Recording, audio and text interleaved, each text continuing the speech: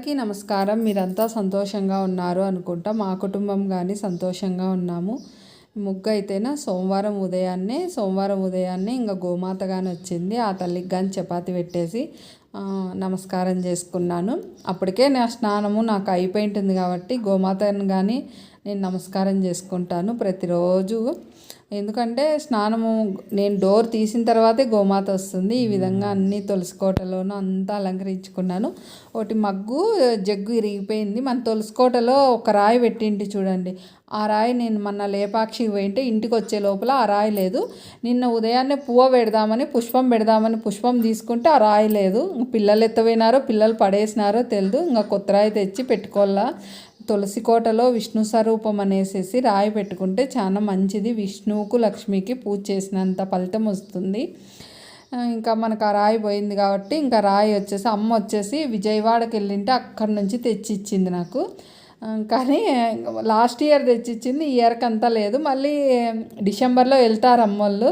కానీ ఇంక ఇప్పుడు మనం రాయి తెచ్చుకొని పెట్టుకోవాలా. ఈ విధంగా ఉర్లీలో కానీ శివయ్య లాకెట్లేండి, అది కీ చైన్కి వేస్తారే అది. ఆ విధంగా శివయ్య బాగుంటాడు అనేసి ఆ విధంగా ఉర్లీలో కానీ ఆ విధంగా అలంకరించుకున్నాను.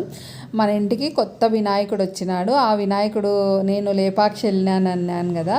మా చిన్న అబ్బాయి నేను వచ్చేసి ఇది బాగా కనిపించింది. ఇట్లా మనం అల్లాడిస్తేనే దాంట్లో స్ప్రింగ్ ఉంది.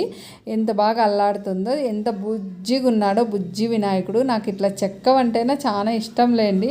అట్లా ఎక్కడన్నా దేవుని దగ్గరికి పోయినప్పుడు ఇట్లాంటివి నా దగ్గర లేని కొంటా. నా దగ్గర 2-3 ఉన్నాయనుకో నేను కొన్ను. నాకు ఇదైతేనే బాగా నచ్చింది. చెక్కతో చేసినాడు. వుడ్ అంతా మీకు వీడియో కానీ తీసినాలేండి, పెడతాను, తొందరలో పెడతా వీడియో. ఈ విధంగా అంతా అయిపోయింది. పూజ కానీ అయిపోయింది సోమవారం ఉదయాన్నే. ఇంకంతా ఆదివారం రోజుది పూజ దాకా సోమవారం రోజుదే, ఈరోజు ఉదయాన్నే ఇంకంతా ఆదివారంది. మనకు దీపావళి రాబోతుంది కదా. దీపావళి వచ్చేసేసి మనకు అమావాస్య వచ్చేసి 20వ తారీఖు వచ్చింది. 21వ తారీఖు ఉదయాన్నే ఉంది. సాయంత్రం 21వ తారీఖు 4:03 వెళ్ళిపోతుంది. కానీ మనము దీపావళి అనేది సాయంత్రం వేళలో చేసుకుంటాము. అందువల్ల వచ్చేసేసి 20వ తారీఖు చేసుకోవచ్చు, 21వ తారీఖు అయినా చేసుకోండి. ఏం ఇబ్బంది ఏం లేదు. ఎవరు అనుకూలం కొద్దీ వాళ్ళు చేసుకోండి. చేసుకోకుండా ఉండొద్దండి, చేసుకోండి. 20వ తారీఖు అన్నా చేసుకోవచ్చు సాయంత్రం వేళలో, లేదనుకో 21వ తారీఖు అయినా చేసుకోవచ్చు. శనివారం రోజు ధనత్రయోదశి కాబట్టి ఆ రోజు లక్ష్మీ కుబేరునికి పూజ చేస్తాం కాబట్టి ఇంకా ఆ రోజు దేవతా ప్రతిమల్లో పూజా గది అంతా శుభ్రం చేసుకొని పూజ చేసుకుంటాము. ఇంకా 19వ తారీఖు వచ్చేసి యమదీపం పెట్టుకుంటాం. ఎందుకంటే యమధర్మరాజుకు దీపారాధన చేసుకొని దక్షిణం వైపుకు దీపారాధన వెలిగించి ఏదో ఒకటి నైవేద్యం పెట్టేసి అగరబత్తులు చూపించేసి స్వామికి నమస్కారం చేసుకుంటే మనం పెట్టే దీపారాధన వచ్చేసేసి పెద్దలకు కానీ ఆ దీపపు వెలుగులో వెళ్తారంట. చూడండి ఇంత అర్థం ఉందంట. నాకు తెలిసిందే ఏదో చిన్న విషయం చెప్తాను. మరి వచ్చేసి ఇంకా 19వ తారీఖు ఆ విధంగా యమదీపం పెట్టుకుంటాము. మరి వచ్చేసి 20వ తారీఖు వచ్చేసి నరక చతుర్దశి అంటారు. ఇంకా దీపావళి అమావాస్య గడియలు కానీ వచ్చినాయి కాబట్టి పిల్లలకు కానీ పెద్దలకు కానీ తెల్లవారుజామున నిద్రలేసి పునక ఉంటుంది చూడండి, పునక పైన 3 సార్లు నువ్వుల నూనెతో అనుకొని నుదుటిన కుంకం పెట్టుకొని ఒళ్ళంతా నువ్వుల నూనె మసాజ్ చేసి పిల్లలకు ఆర్తిచ్చి వేడి నీళ్ళతో స్నానం చేపిస్తే చాలా మంచిది. ఎముకలు బలపడతాయి. మనకు పీడలు గ్రహాలు ఏమన్నా ఉన్నా కానీ వెళ్ళిపోతాయి. పెద్దలకు పిల్లలకు అంతా మనం ఆడవాళ్ళం ఫస్ట్ చేసేసిన తర్వాత పెద్దలకు పిల్లలకు ఈ విధంగా చేస్తే మనకు చాలా మంచిది.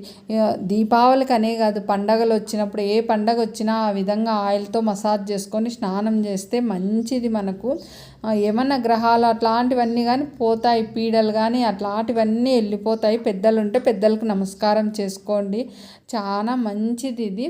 నేను కానీ వీడియో మా అబ్బాయి మా వారు సహకరిస్తే మటుకు వీడియో తీస్తే మటుకు తప్పకుండా పెడతా ఏ విధంగా పెట్టుకోవాలి అనేసి. కానీ ఇంకా తర్వాత ఇంకా దీపావళి రోజు మరి వచ్చేసి అమావాస్య గడియల్లో అర్ధరాత్రి దగ్గర అమ్మవారిని లక్ష్మీదేవిని నట్టింట్లో ఫోటో కానీ విగ్రహం కానీ పెట్టుకొని మట్టి ప్రమిదంలో నూనె పోసేసి 12 గంటల దగ్గర మనకు దీపారాధన వెలిగించి ఆ పూజ కానీ కొంతమంది చేస్తారంట, మేమైతే చేయము. పూజా గదిలో మట్టి ప్రమిదలోనే నువ్వుల నూనె కానీ ఆవు నెయ్యి కానీ పోసి దీపారాధన వెలిగించి అమ్మవారికి అష్టోత్తరాలు పూజ, లక్ష్మీ పూజ చేసుకుంటాను. నేనైతే చేసుకుంటాను. ఒక్కొక్కరు ఒక్కో విధంగా చేసుకుంటారు. ఏ విధంగా చేసుకున్నా భక్తి శ్రద్ధలతో చేసుకొని ఆ తల్లి దయ మనందరిపైన నమ్మకం, ఆ తల్లిపై నమ్మకం పెట్టి పూజ చేసుకుంటే ఆ తల్లి మనల్ని అందరినీ కరుణిస్తుంది.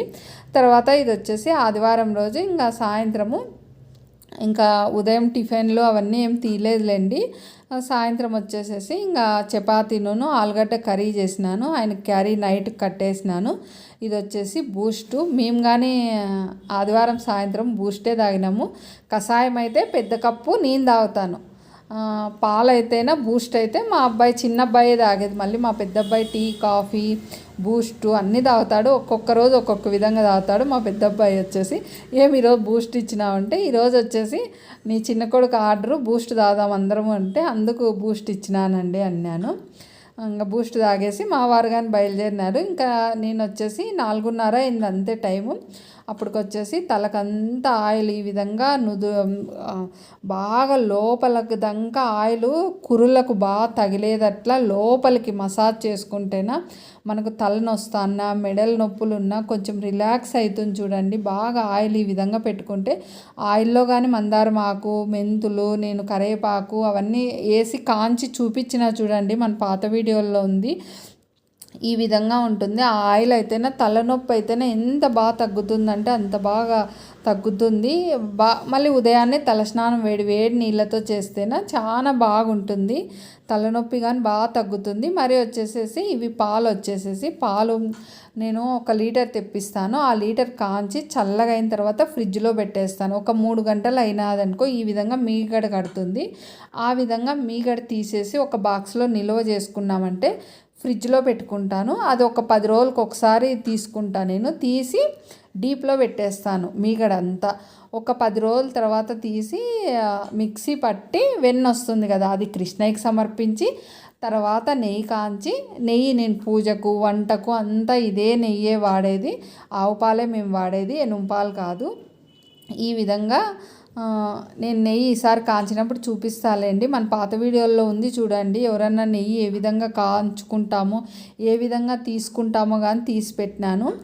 మరి వచ్చి సాయంత్రం వేళలో ప్రదోష వేళ అంటారు. ప్రదోష వేళలో అభిషేకం చేయించుకున్న మంచిది. ఉదయాన్నే కానీ సాయంత్రం వేళలో కానీ ఎవరో అభిషేకం చేయించుకుంటున్నారు. స్వామి పూజ చేస్తాడు అభిషేకానికి, మంత్రాలు చదువుతా అన్నాడు. నేను వచ్చేసి ఎక్కువ శాతం సాయంత్రం వేళలోనే వెళ్తాను. ఎందుకంటే ఉదయాన్నే పోతాను కానీ ఒక నమస్కారం పెట్టుకొని అట్లా కూర్చుంటాను, లేసి వచ్చేస్తాను. ఛాన్సేపు కూర్చునే టైం ఉండదు.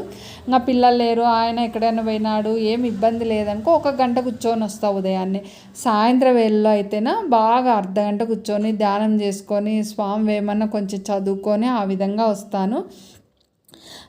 ప్రతిరోజు ఒక్కరోజు వీలు కాకుండా ఒకరోజు మటుకు కంపల్సరీ వెళ్తాను.